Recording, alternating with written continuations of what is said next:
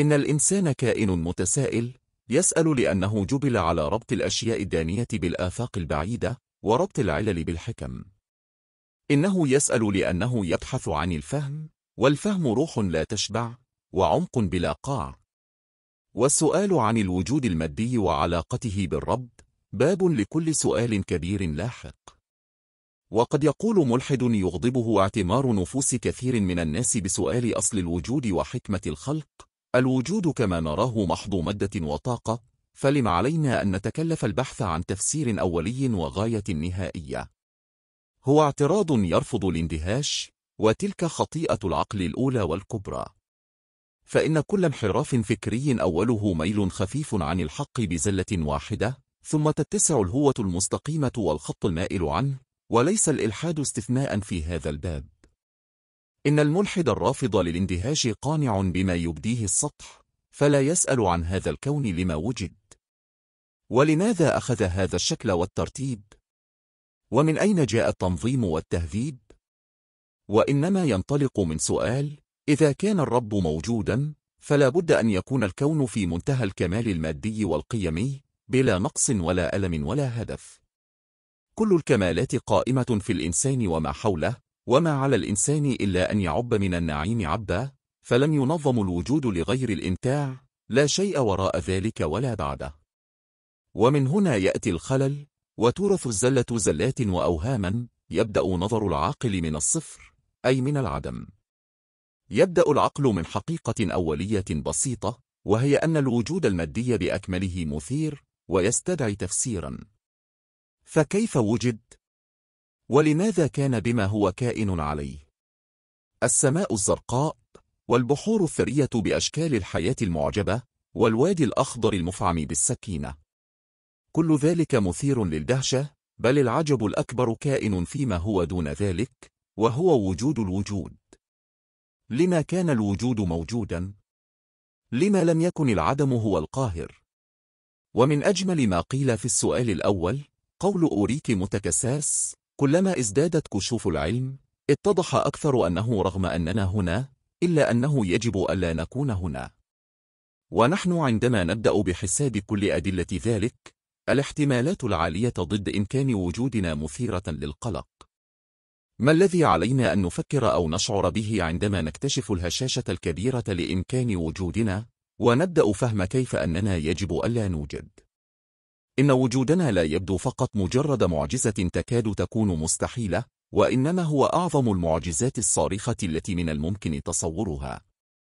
معجزة تجعل المعجزات المدهشة السابقة تبدو كأنها لا شيء. أصل الإشكال هو تجاهل إمكان الإمكان، ثم تجاهل غرابة الإمكان، ثم إغفال معجزة الإمكان. وجودنا معجزة، لكن العقل الغارق في ألفة الصور لا يستطيع مجاوزة لحظة معايشة الوجود للنظر في داعي وجوده. يقول الفيلسوف بيتر أبلر: الطريق إلى الحكمة هو السؤال المستمر والمتكرر. من نحن؟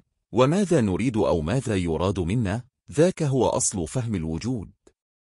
إننا محاصرون بأسئلة المعنى والمبدأ والغاية، ولا يمكن أن نصدر عن غير تصور أولي، شئنا أم أبينا، علمنا أم لم نعلم.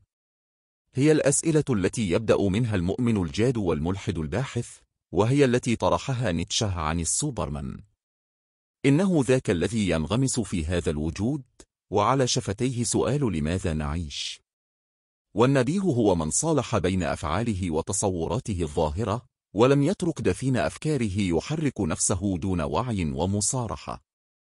لا يملك العاقل أن يختار الإدبار والسلبية السادرة، لا بد أن نسأل، إن لم نكن قد بلغنا الغاية وأنخنا عند الجواب المقنع.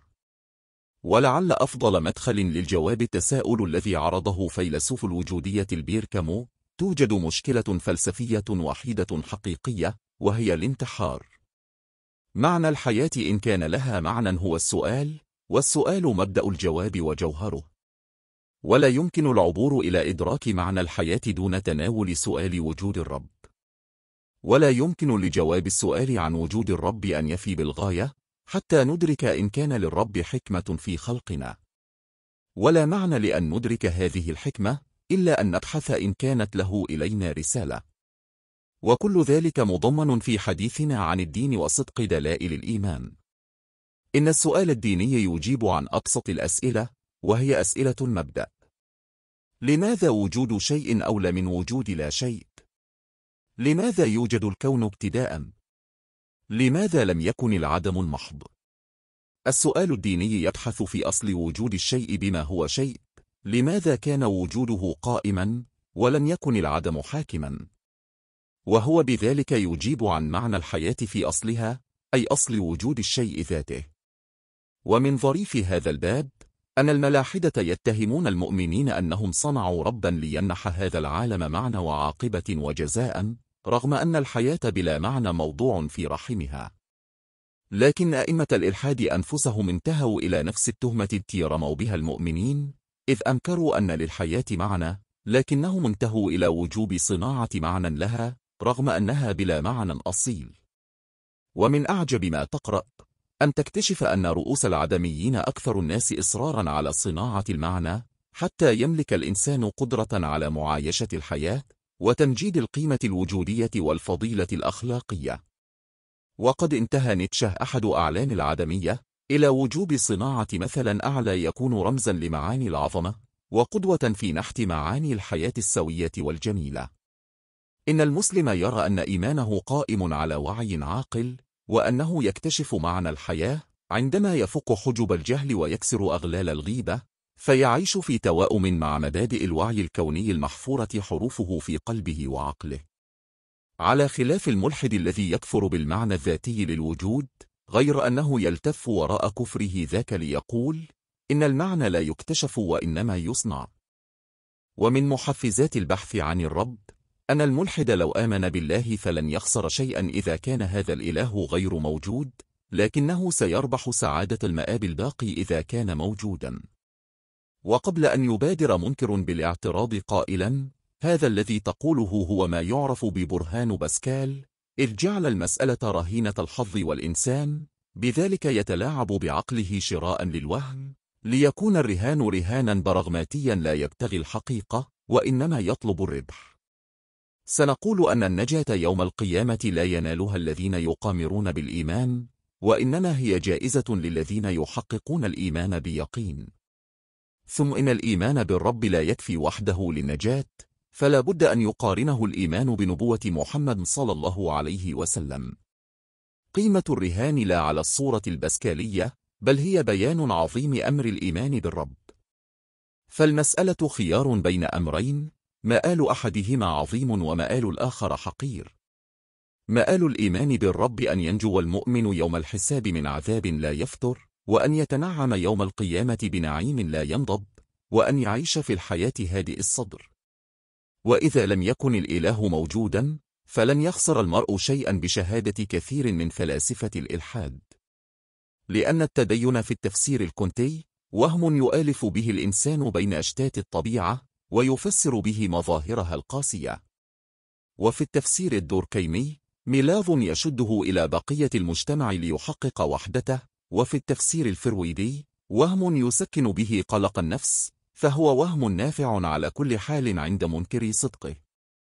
والمرء بذلك يضمن أمنا نفسيا، وإن كان أصله مزيفا فهو يحقق بالإيمان معنى للحياة، ويصنع من مظاهر الفوضى نظاما متناسقا، ويمنح النفس قاعدة للأمل، ويمنع الإنسان من الانتحار في وجود بلا قيمة. وأما إن كان الإله موجودا وكفر به الملحد فماله وبيل، وخاتمته عذاب وحسرة وزفير. لا أظن عاقلا يسرف على نفسه في الخديعة يقول إن الأمر أهون من ذلك. الأمر عظيم وجليل، وعاقبته مشرقة بلا ظلمة ولا نهاية، وهل هناك أعظم من نهاية بلا نهاية؟ لسنا مع ذلك ندعو إلى ما دعا إليه باسكال، فإن الإيمان المنجي لا يتحقق بمنطق الخطط الوقائية، وإنما غاية الكلام تأكيد أن وجود الرب لا تتساوى فيه المآلات. فأمر الإيمان جناه حلو أبدا وليست معه خسارة، وأمر الكفر لا يحقق الربح، لأن الإلحاد مصدر قلق وكرب حتى إن صح مذهب الملاحدة، والخسارة فيه لا شيء أعظم منها.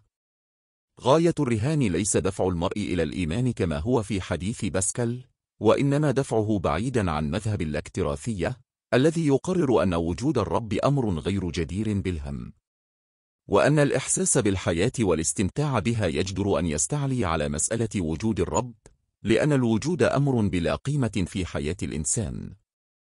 ليس الإيمان بالله ضربة حظ، وإنما هو تصديق عن رضا وقناعة. ولكن الكفر دون استفراغ الجهد والجد والاجتهاد في مراجعة أدلة المؤمنين تهور سادر مهما كان موقفنا من إنكار الخالق. ولذلك قال الفيلسوف أنتوني فلو إذا كان هناك أي احتمال لأن نكون على الحقيقة مهددين ببؤس لا نهائي، فالمعرفة التي من الممكن أن تظهر لنا كيف من الممكن تلافي ذلك عظيمة القيمة. البحث في وجود الرب خيار يلزم كل إنسان أن يبحث فيه بجد وعمق، فليس مع الإيمان بالرب خسران، وليس في مخالفته نعيم.